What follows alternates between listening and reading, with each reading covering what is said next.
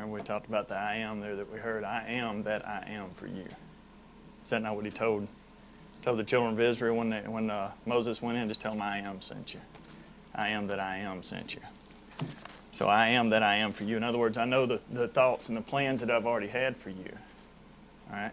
I've already worked this all out for you. So I am that I am for you. Everything that you need has already been procured and paid for, bought, purchased, Good. set aside.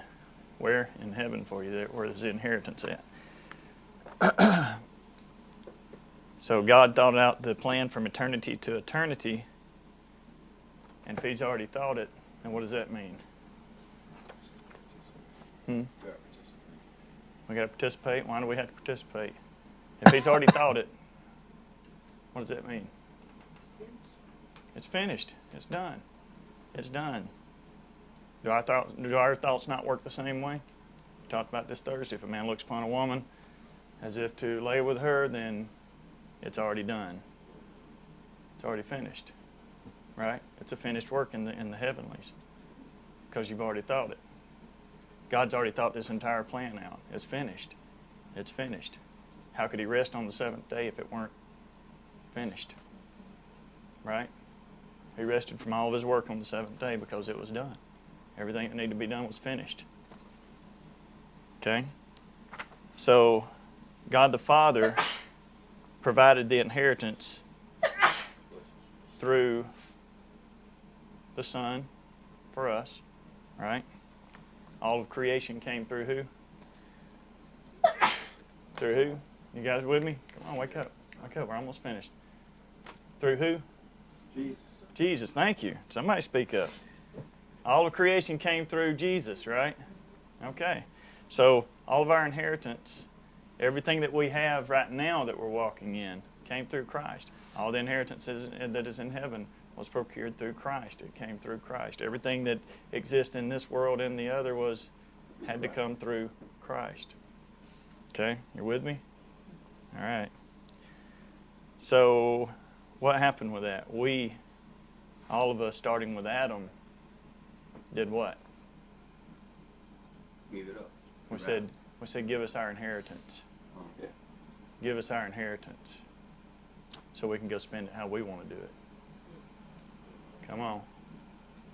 Naming and claiming it, proclaiming and demanding and all these things. That's going to the Father and saying, give me my inheritance now because you're dead to me.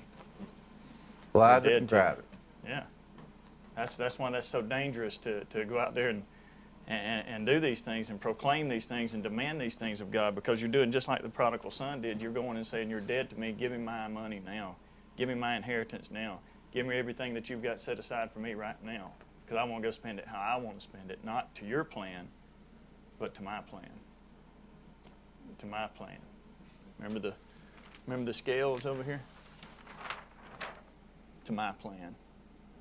What I know, what I understand, and my wisdom is how I want to spend my inheritance that you've set aside for me. Not to yours. Not to yours. So, we want to go and spend it righteously, just like the prodigal son did, right? So what has to happen? What had to happen to the prodigal son? Come to himself. He had to get where? To the lowest point so he could humble himself. He had to get into the darkness for the light to be activated. Whoa. Did he not? Yeah.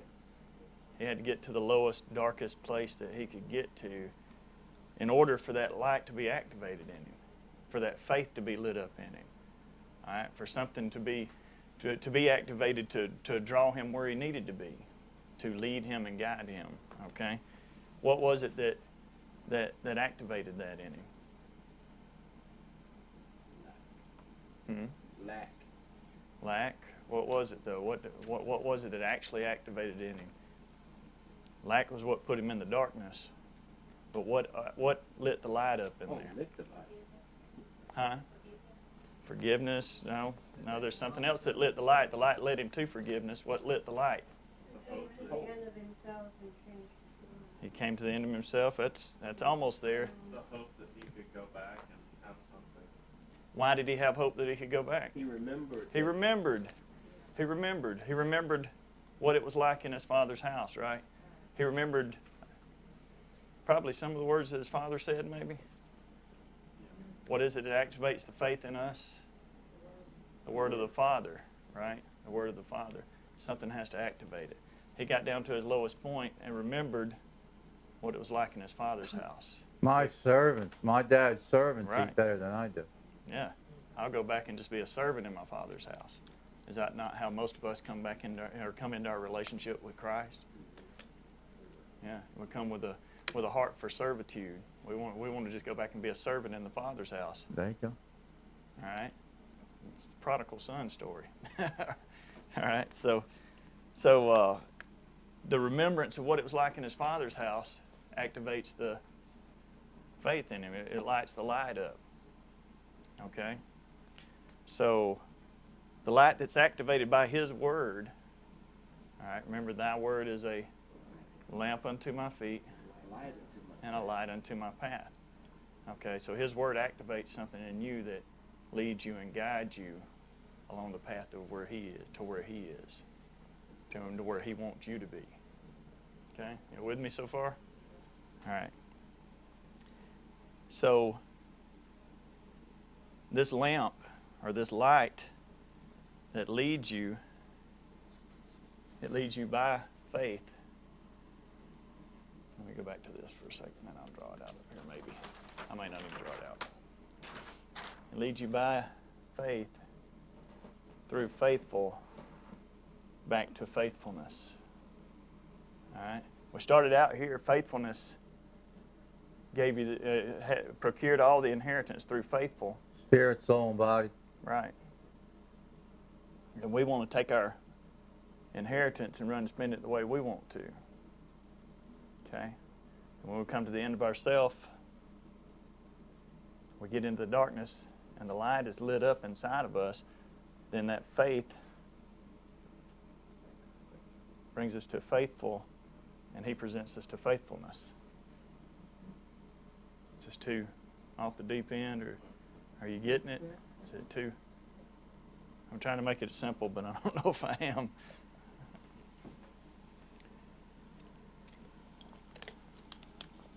He remembers the word.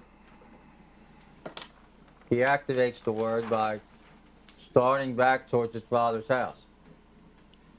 Remember, he couldn't even walk back that way without the faith to balance the scales, remember? Right? Because he'd be walking uphill. He was on his plan before. So here he is walking in faith, knowing something about his dad. His dad sees him coming. What's he do? Toward him. He sends provision his way. Faith, when you exercise your faith, faithfulness sends you provision, called faithful. Jesus Christ. Hello. Right? And that's what leads you home. Right? That's what leads you home. Yeah. So there you have it. Did he come back in the way he went out? No, he was changed. How did he go out? Pride. Pride. How did he come back in? I'm a servant. Humble. Humble. Humility. I've been telling you guys for sure that humility is the key here. You've got to be broken. And it took him getting into the darkest place in his life to be broken, to allow that light to be lit inside of him. All right? Only after he got what he wanted. Oh, so sin feels good for a season. Wait a minute. You better be careful what you ask God for. Yeah. He's liable to give it to you.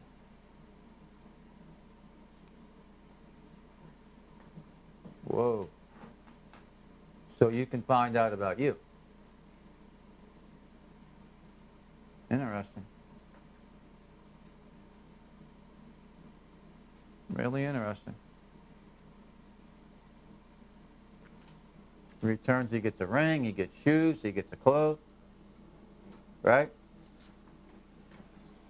Could you say maybe they celebrated Passover together? Was the lamb not slain? Go kill the fatted calf. That's what he says. My son's come home. Forgiveness. The Word of God's beautiful. Hmm. Beautiful. Go ahead. So God, through Jesus,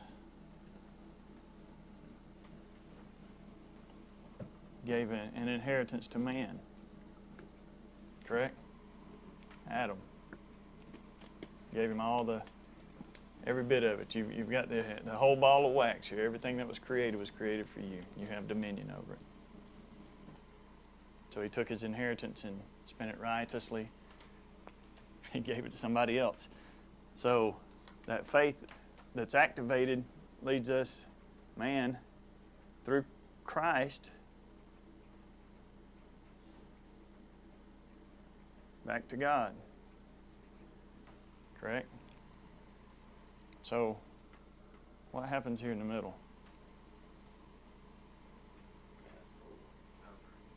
Calvary. Calvary. What happened at Calvary?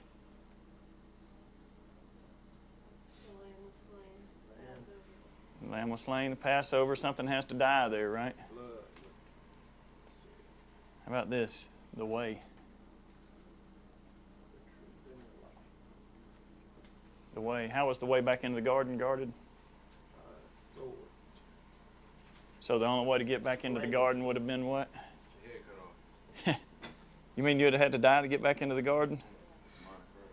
Okay. Is that not what this is?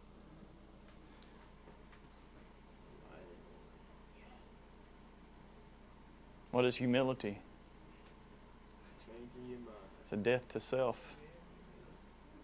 It's a death to yourself. Hmm.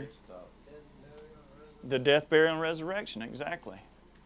Which is what the baptism symbolizes, the water baptism, is it not? The marking, the death, burial, and resurrection, the Passover. All right? Y'all with me? It all ties in together. It is so wonderfully, intricately woven. It's just beautiful. Remember, they gambled for his garment Mm-hmm. because it was all one piece. It was so greatly woven together. It was worth something. God's working all things. He's weaving it together, making a beautiful tapestry of your life.